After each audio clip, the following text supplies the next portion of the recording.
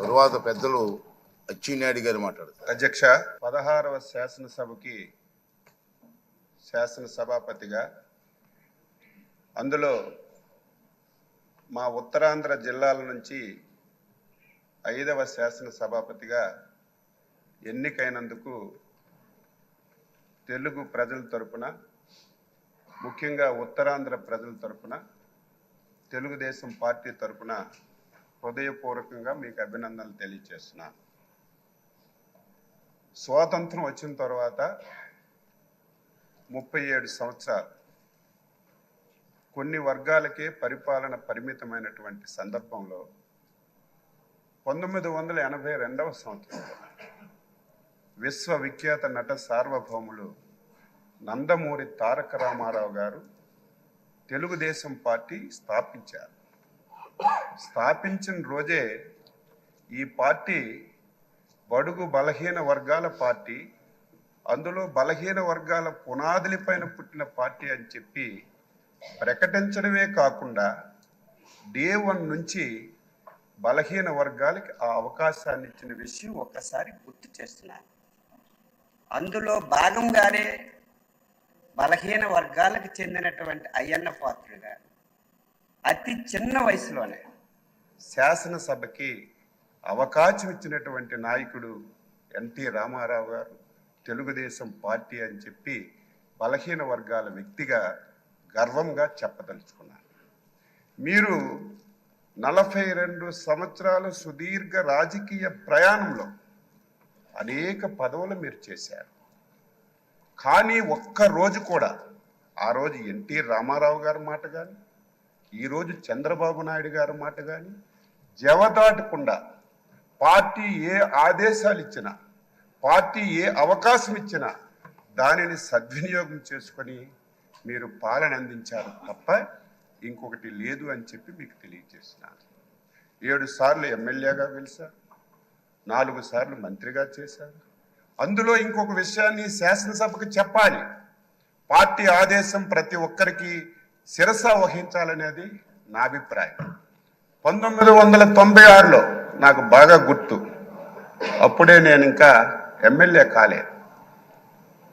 మన నాయకుడు చంద్రబాబు నాయుడు గారు ముఖ్యమంత్రిగా బాధ్యతలు స్వీకరించిన తర్వాత మొట్టమొదటిసారి పార్లమెంట్కి ఎన్నికలు వచ్చాయి.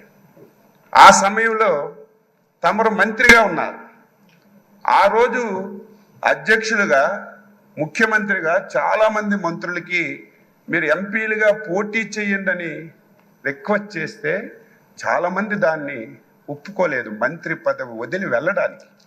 కానీ ముందుకొచ్చి నేను వెళ్తానని చెప్పి 96లో అధినేత మాటకి జవదాటి నిలబడి వ్యక్తి గౌరవనీయులు శ్రీ అయ్యన్న పాత్రుడు గారని నేను ఒక గర్వంగా చెప్పదలుచుకున్నాను. ఈరోజు బలహీన వర్గాలు తెలుగుదేశం పార్టీ, ఎన్టీ రామారావు గారు ఇచ్చారు, చంద్రబాబు నాయుడు గారు ఇచ్చారు. ఈరోజు ఎన్డీఏ పార్ట్నర్స్తో సహా ఆ విధానాన్ని కొనసాగిస్తున్నారు. ఈరోజు మీకు శాసనసభాపతిగా ఎన్నుకోవడం ఇది ఒక చరిత్ర. ఈరోజు నిన్నటి వరకు ఓట్ల గురించి, రాజకీయం గురించి, నా ఎస్సీలు, నా బీసీలు, నా మైనారిటీలు అని ఓకదంపుడు ఉపన్యాసాలు ఇచ్చినటువంటి కొన్ని పార్టీలు, కొంతమంది వ్యక్తులు ఆ పార్టీ పేరు చెప్తే మనకే నష్టం, ఆ వ్యక్తుల పేర్లు చెప్తే మనకే నష్టం.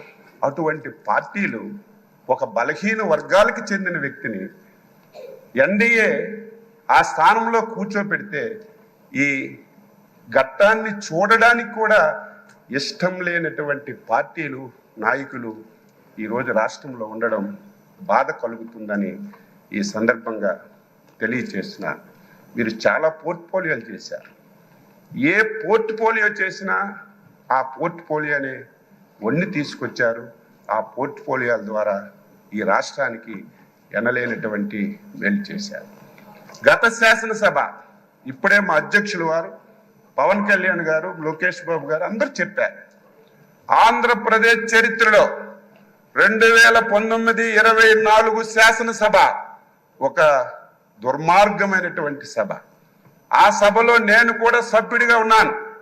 23 మంది ఎమ్మెల్యేలు మాట్లాడడానికి అవకాశం లేదు, మా వైపు చూడలేదు. చూడకపోయినా మా స్థానాల్లో మేము గౌరవంగా కూర్చున్నా సరే మొత్తం మా దగ్గరికి వచ్చి తల్లిదండ్రుల్ని, కుటుంబాలని, పర్సనాలిటీని, వ్యక్తులని బండబూతులు తిట్టి ఈ సభలోకి ఎందుకు వచ్చాం? రాని వాళ్ళే అదృష్టవంతులని బాధపడినటువంటి రోజులు, చెవుట్లో కాటన్ పెట్టుకొని వినలేనటువంటి రోజులు గత శాసనసభలో మేము ప్రత్యక్షంగా చూసాం అధ్యక్ష. ఈరోజు తెలంగాణ ఉద్యమం అద్భుతంగా జరిగింది, కానీ ఎప్పుడు శాసనసభ్యుల మీద భౌతిక దాడులు ఎప్పుడు జరగలేదు. కానీ గత శాసనసభలో ఒక దళిత శాసనసభ్యుడైనటువంటి ప్రస్తుత మా మంత్రి గారైనటువంటి బాల వీరాంజనేయ స్వామిని సభాపతి స్థానం దగ్గరికి వచ్చి ఆయన పైన భౌతికంగా దాడి చేస్తే ఎంత ఆవేదన చెందాం, ఎంత బాధ చెందాం. ఆంధ్రప్రదేశ్ ఈ రాష్ట్రానికి, దేశానికి ఒక రోల్ మోడల్. ఇటువంటి ఆంధ్రప్రదేశ్ శాసనసభలో ఇటువంటి సంఘటనలు జరగడం, అది మా కళ్ళతో మేము చూడడం చాలా బాధ, ఆవేదన కలిగింది. ఏది ఏమైనా ఒక అనుభవజ్ఞైనటువంటి వ్యక్తి, ఈ రోజు వరకు మీ అవతారం ఒకటి, ఈ రోజు నుంచి మీ అవతారం మార్చాలి. ఎందుకంటే రాజకీయాలు చేసేటప్పుడు పదునైన మాటలు మాట్లాడాలి. ప్రతి ఒక్కడు విమర్శించేటప్పుడు వారికి సమాధానం చెప్పాలి. కానీ ఈ రోజు నుంచి మీరు శాసనసభాపతి. నా కోరిక, నా ఆశయం బలహీన వర్గాల తరపున మీకు కోరుతున్నాను. ఈ సభ 2024-29 శాసనసభ మా బలహీన వర్గాలకు చెందినటువంటి చింతకాయల అయ్యన్న పాత్ర గారి నాయకత్వంలో ఒక దేశానికి ఒక రోల్ మోడల్ గా ఈ సభ ఉండాలి. ఇది ప్రతి ఒక్కరూ చెప్పుకునే విధంగా మనందరం కూడా ప్రవర్తించాలి. దాదాపుగా 78 మంది, నాకు సరిగా ఇంక తెలియదు, మొదటిసారి శాసనసభ్యులుగా 88 మంది. కొంతమంది ఒకసారి 2 సార్లు అయ్యారు. నేను కూడా 6 సార్లు శాసనసభగా ఎన్నికయ్యే అవకాశం మా నాయకులు శ్రీ నారా చంద్రబాబు నాయుడు గారు ఇచ్చారు. ఆయన ఎప్పుడైతే ముఖ్యమంత్రిగా బాధ్యతలు స్వీకరించారో అప్పుడే నేను ఎమ్మెల్యే అయ్యాను.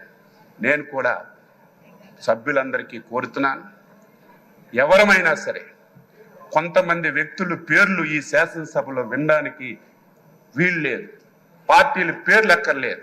ఎవరు ఏది చెప్పినా స్వచ్ఛంగా మనం సమాధానం ఇద్దాం, రాష్ట్ర ప్రయోజనాల గురించి పనిచేద్దాం.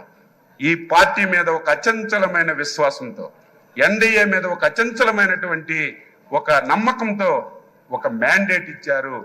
దీన్ని మనందరం కలిసి మంచిమైనటువంటి చర్చలు జరిపి మంచిగా ఈ సభను తీసుకెళ్దామని ఒక్కసారి తెలియజేస్తూ, మరొకసారి హృదయపూర్వకంగా మీకు అభినందనలు తెలియజేస్తూ, ఈ అవకాశం ఇచ్చినందుకు మీకు ధన్యవాదాలు తెలియజేస్తూ సెలవు తీసుకుంటున్నాను.